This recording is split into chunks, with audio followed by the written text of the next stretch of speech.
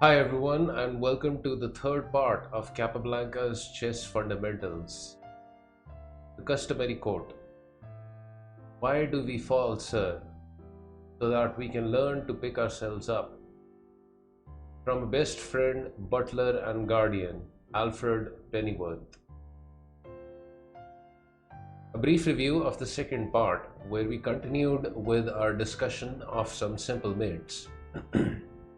And then moved on to discuss the topics of pawn promotion and pawn endings with illustrations given by Capablanca.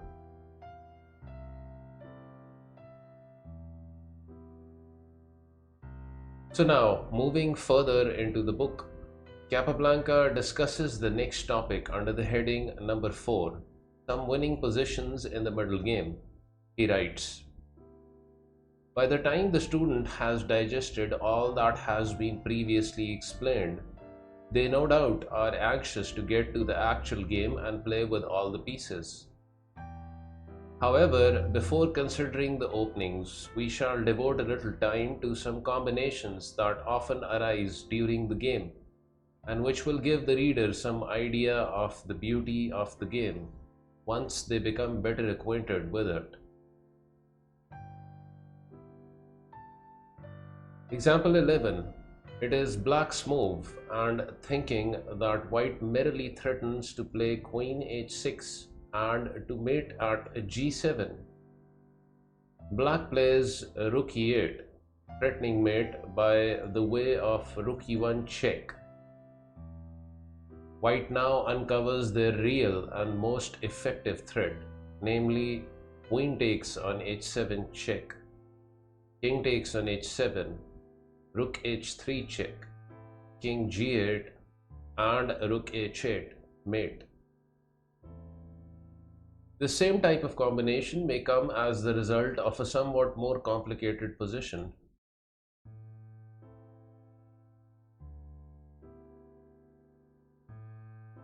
Example 12. White is a piece behind, and unless they can win it back quickly, they will lose. White therefore plays knight takes on c6 and bishop g5. Black cannot take the knight because white threatens mate by queen takes on h7 check followed by rook h3 check. So bishop g5, knight e7 check, and queen takes on e7. Again, if a bishop takes on e7, queen takes on h7 check, king takes on h7, rook h3 check, king g8 and rook h8 mate.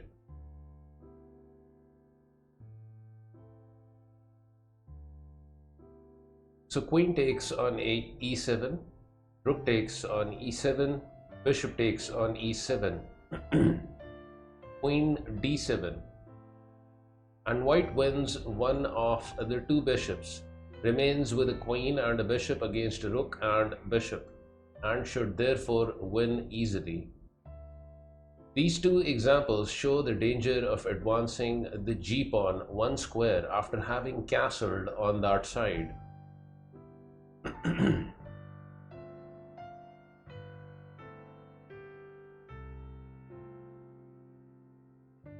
Example 13. This is another very interesting type of combination.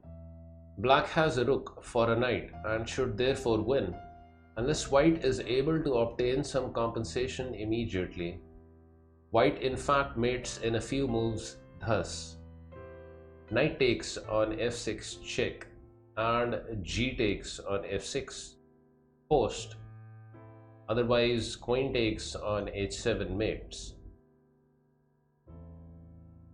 So g takes on f6, queen g3 check, king h8 and bishop takes on f6 mate.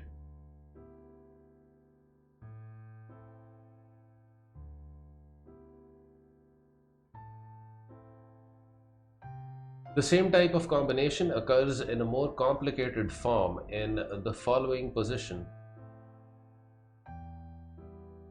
Bishop takes on d7, and queen takes on d7. If bishop takes on e4, queen c3 threatens mate and therefore wins the queen, which is already attacked.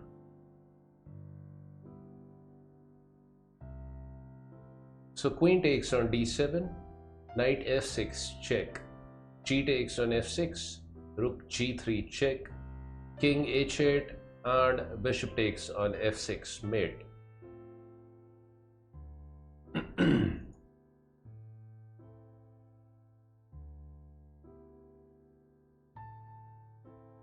Example 15. A very frequent type of combination is shown in the following position.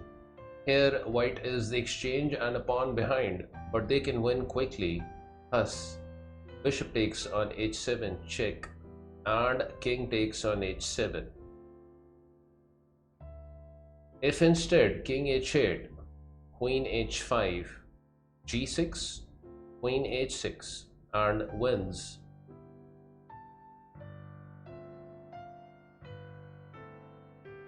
So king takes on h7, queen h5 check, king g8, knight g5, and black cannot stop the mate at h7 except by sacrificing the queen by queen e4, which would leave white with a queen for a rook.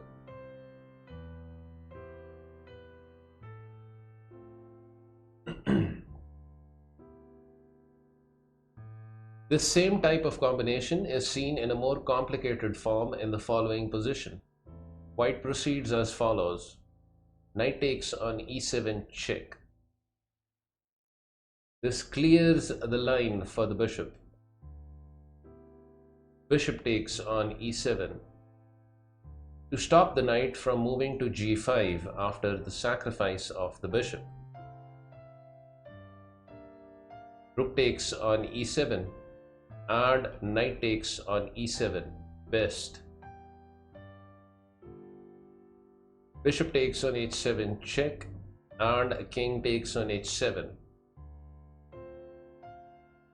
If instead king h8, queen h5, g6, bishop takes on g6, discovered check, king g5, king g7, queen h7 check, king f6, g5 check, king e6, bishop takes on f7 check, rook takes on f7 and queen e4 mate.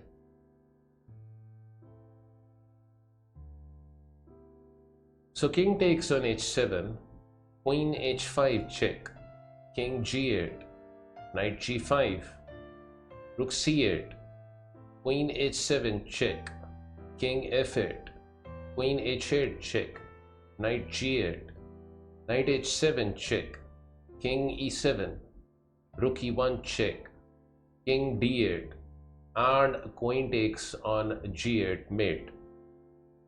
This combination is rather long and has many variations, therefore a beginner will hardly be able to fathom it.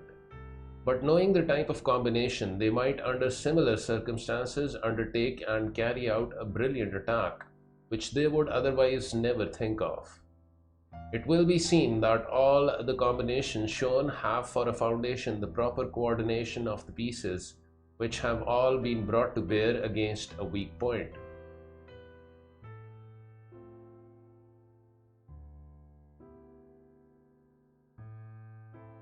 Moving further, Capablanca discusses the next topic under the heading number 5, Relative Value of the Pieces. He writes, before going on to the general principles of the openings, it is advisable to give the student an idea of the proper relative value of the pieces. There is no complete and accurate table for all of them, and the only thing to do is to compare the pieces separately. For all general theoretical purposes, the bishop and the knight have to be considered as of the same value. Though it is my opinion that the bishop will prove the more valuable piece in most cases, and it is well known that two bishops are almost always better than 2 knights. The bishop will be stronger against pawns than the knight, and in combination with pawns will also be stronger against the rook than the knight will be. A bishop and a rook are also stronger than a knight and a rook. But a queen and a knight may be stronger than a queen and a bishop. A bishop will often be worth more than 3 pawns, but a knight very seldom so, and may even not be worth so much. A rook will be worth a knight and 2 pawns, or a bishop and 2 pawns. But as said before, the bishop will be a better piece against the rook. 2 rooks are slightly stronger than a queen. They are slightly weaker than 2 knights and a bishop, and a little more so than 2 bishops and a knight. The power of the knight decreases as the pieces are changed off. The power of the rook, on the contrary, increases. The king, a purely defensive piece throughout the middle game, becomes an offensive piece once all the pieces are off the board, and sometimes even when there are 1 or 2 minor pieces left. The handling of the king becomes of paramount importance once the endgame is reached. Moving further, Capablanca discusses the next topic under the heading number 6, General Strategy of the Opening. He writes, "The main thing is to develop the pieces quickly, get them into play as fast as you can. From the outset, 2 moves, e4 or d4, open up lines for the queen and a bishop. Therefore, theoretically, one of these 2 moves must be the best, as no other first move accomplishes so much. Suppose we begin e4, e5, and knight f3. This is both an attacking and a developing move. Black can now either reply with the identical move or play knight c6. This developing move at the same time defends the e-pawn. Knight c3 and knight f6. These moves are of a purely developing nature. Bishop b5. It is generally advisable not to bring this bishop out until one knight is out, preferably the king's knight. The bishop could also have been played to c4, but it is advisable whenever possible to combine development and attack.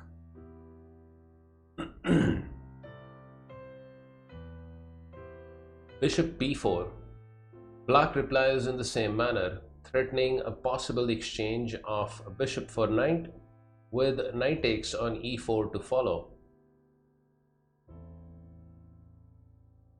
Castles.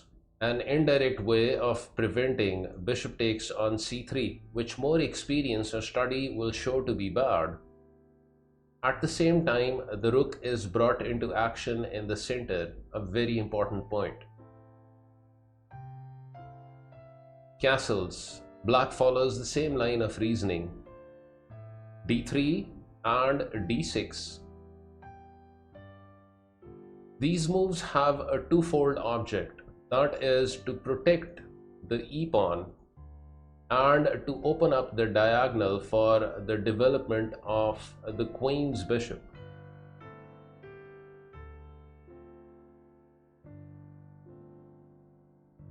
Bishop g5, a very powerful move, which brings us to the middle game stage. as there is already in view a combination to win quickly by knight d5. This threat makes it impossible for black to continue the same course.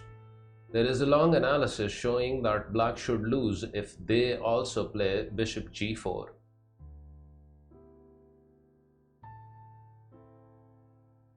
Black is now forced to play bishop takes on c3, as experience has shown, thus bringing up to notice three things. First, the complete development of the opening has taken only 7 moves. This varies up to 10 or 12 moves in some very exceptional cases. As a rule, 8 should be enough. Second, black has been compelled to exchange a bishop for a knight, but as a compensation, they have isolated white's a pawn and doubled a pawn. This, at such an early stage of the game, is rather an advantage for white, as the pawn is doubled towards the center of the board. Third, white by the exchange brings up a pawn to control the square d4, puts black on the defensive as experience will show, and thus keeps the initiative, an unquestionable advantage. The value of the initiative is explained further in the book in section 20, page number 77. The strategical principles expounded above are the same for all the openings, only their tactical application varies according to the circumstances. Before proceeding further, I wish to lay stress on the following point, which the student should bear in mind. Before development has been completed, no piece should be moved more than once, unless it is essential in order to obtain either material advantage or to secure freedom of action. The beginner would do well to remember this, as well as what has already been stated, that is, bring out the knights before bringing out the bishops.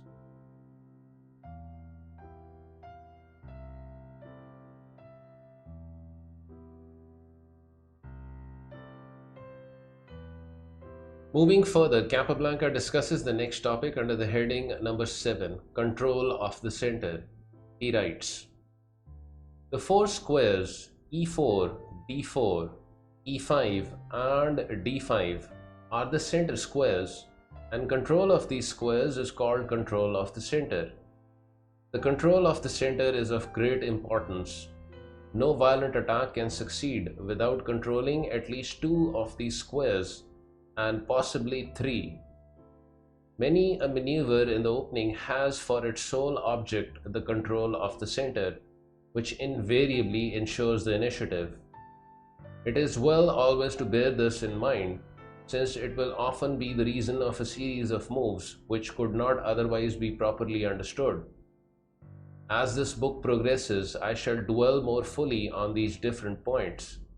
At present, I shall devote some time to openings taken at random and explain the moves according to general principles. The student will in that way train their mind in the proper direction and will thus have less trouble in finding a way out when confronted with a new and difficult situation. Example 17. e4, e5, knight f3 and d6. A timid move. Black assumes a defensive attitude at once. On principle, the move is wrong. In the openings, whenever possible, pieces should be moved in preference to pawns. d4. White takes the offensive immediately and strives to control the center so as to have ample room to deploy their forces. Knight d7. Black does not wish to relinquish the center and also prefers the text move knight d7 to knight c6, which would be the more natural square for the knight. But on principle, the move is wrong because it blocks the action of the light squared bishop, and instead of facilitating the action of black's pieces, tends on the contrary to cramp them. bishop c4 and h6. Black is forced to pay the penalty of their previous move. Such a move on black's part condemns by itself any form of opening that makes it necessary.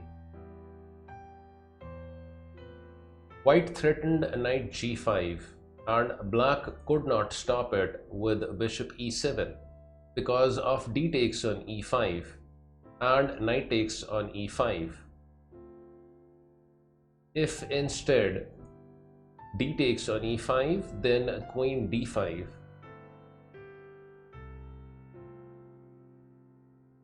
So knight takes on e5, knight takes on e5, d takes on e5, queen h5, and white wins a pawn and has besides a perfectly safe position.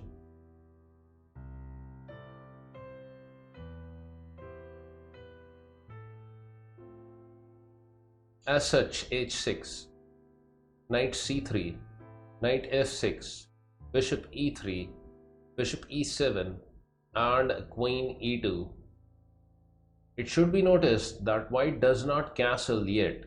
The reason is that they want to deploy their forces first and through the last move force black to play c6 to make room for the queen as white threatens rook d1 to be followed by d takes on e5. Black's other alternatives would finally force them to play e takes on d4, thus abandoning the center to white.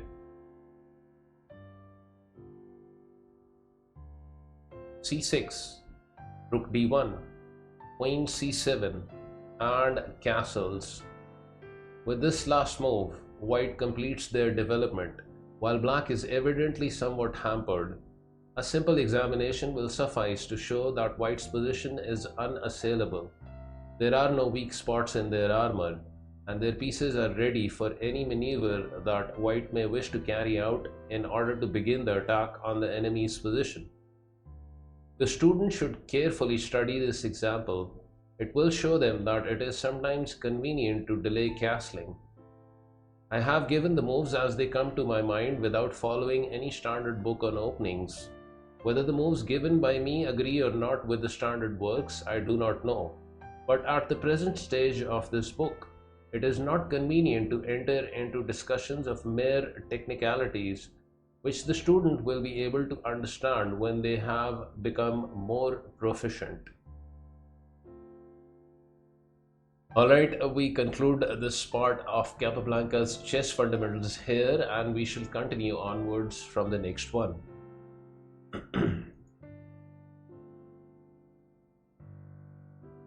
Here is a look at the recent channel support from my Twitch stream. One new supporter, siilarsi.